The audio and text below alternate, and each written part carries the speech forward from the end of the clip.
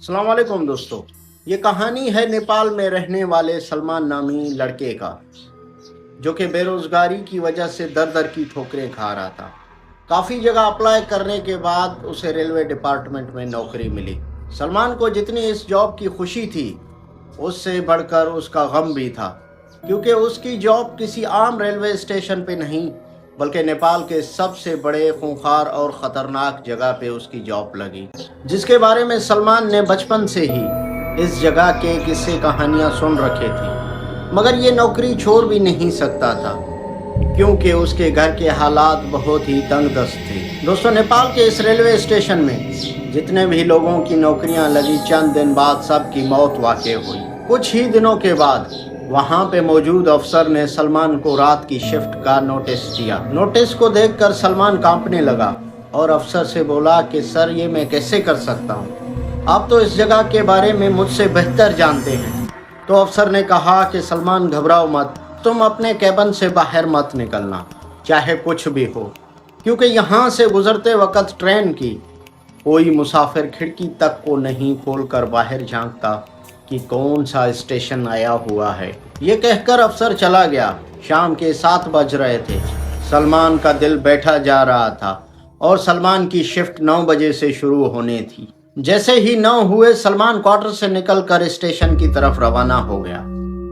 Station quarter से ज्यादा दूर नहीं था, चंद कदम के फासले पर ही था।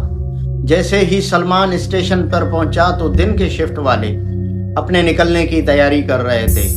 तो सलमान ने उन्हें कहा कि प्लीज़ मुझे यहाँ पर अकेला छोड़कर मत जाओ। तो उन्होंने भी वही अफसर वाली बात की कि सलमान, घबराओ मत, चाहे कुछ भी हो जाए, तुमने रात को कैबिन से बाहर नहीं निकलना और ना ही गलती से कैबिन का दरवाज़ा खोलना। सलमान कैबिन में आकर बैठ गया। चारों तरफ खौफ उतारी थी। सलमान खौफ के मारे कांप रहा था। उसने अपना हौसला बढ़ाने के लिए जेब से मोबाइल निकाला और गाना चलाकर टेबल पर रख दिया। चंद मिनट बाद सलमान को ऐसे लगा जैसे यहाँ कोई लड़की है जो उसे आवाजें दे रही है। अनीश। सलमान ने इधर उधर देखा, मगर उसे कोई चीज नजर ना आया। अचानक से उसके मोबाइल में ऐसे किस्म का बोरिंग गाना शुरू हुआ जो उसने अपनी जिंदगी में पहले कभी अपने मोबाइल से ना सुना था। जैसे ही सलमान ने मोबाइल को उठाया ताकि वो उस गाने को बंद कर दे, तो मोबाइल अचानक स्विच ऑफ हो गया। सलमान ने काफ़ी कोशिश की, मगर वो मोबाइल ना खुला और रफ्ता रफ्ता उस मोबाइल में चलने वाले गाने का आवाज़ इतना तेज हो गया कि सलमान ने अपने दोनों हाथ अपने कानों पर रख दिए। थोड़ी देर बाद वो आवाज़ खुद ब खुद शांत हो गई। शांत होने के बाद जैसे सलमान ने आंखें खोली तो उसने देखा कि मानो कोई है जो जोर से दरवाजे को खटखटा रहा है। फिर सलमान को ख्याल आया कि इस प्लेटफार्म पे मेरे अलावा तो कोई और नहीं, तो ये दरवाज़ा कौन खटखटा रहा है। सलमान और भी खौफतारी में गिरफ्तार हो गया, मगर फिर भी उसने हिम्मत करके पूछा, कौन है?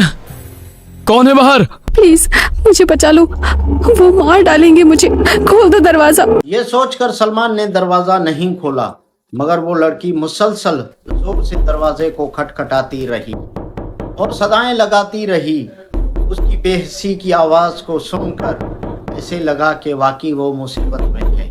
इसलिए सलमान ने उसकी मदद के लिए दरवाज़ा खोला। जब सलमान ने दरवाज़ा खोलकर देखा, एक खूबसूरत लड़की जो कि बेयार और मददगार खड़ी थी। जब लड़की अंदर आई तो उसने कहा, प्लीज आज रात मुझे यहाँ छुपा लो, सुबह होते ही मैं यहाँ से चली जाऊंगी। ठीक है, लेकिन आखिर तुम इतनी डरी हुई क्यों हो? तो सलमान ने कहा कि तुम डरो मत, मैं अभी पुलिस को कॉल करता हूँ। नहीं प्लीज, तुम किसी को मत बुलाना। मैं आज रात गोपाल के साथ भागने वाली थी। बहुत प्यार करते हैं हम दोनों एक दूसरे से, लेकिन ये बात मेरे बापू को पता लग गई। गोपाल तो किसी तरह यहाँ से निकल गया, लेकिन मैं यहीं रह गई।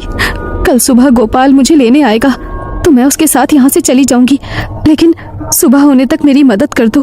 अगर मेरे घर वालों ने मुझे ढूंढ लिया तो वो मुझे जान से मार देंगे। मैं इसीलिए यहाँ पर आई, क्योंकि इतनी रात को डर के मारे कोई भी मुझे यहाँ ढूंढने नहीं आएगा। मेरी मदद करोगे ना? हाँ ठीक है, तुम चिंता मत करो, लेकिन लगता है कि तुम्हें ठंड लग रही है। जब से आई हो कपकपा रही हो। तुम यहाँ बैठ जाओ, तब तक मैं तुम्हारे लिए चाय लेकर आता हूँ, तुम्हें अच्छा लगेगा। जी। लड़की को वहां बिठाकर सलमान किचन में चाय लेने गया। जब चाय लेकर वापस हुआ तो उसे जोर से चीखने की आवाज आई।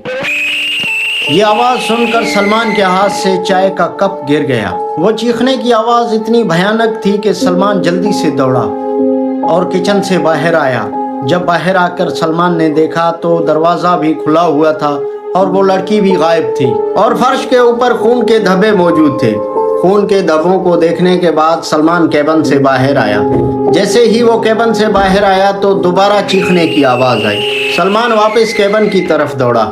जैसे ही वो हॉल में पहुंचा तो उसने देखा वही लड़की जो चंद मिनट पहले बेयारो मददगार खड़ी थी।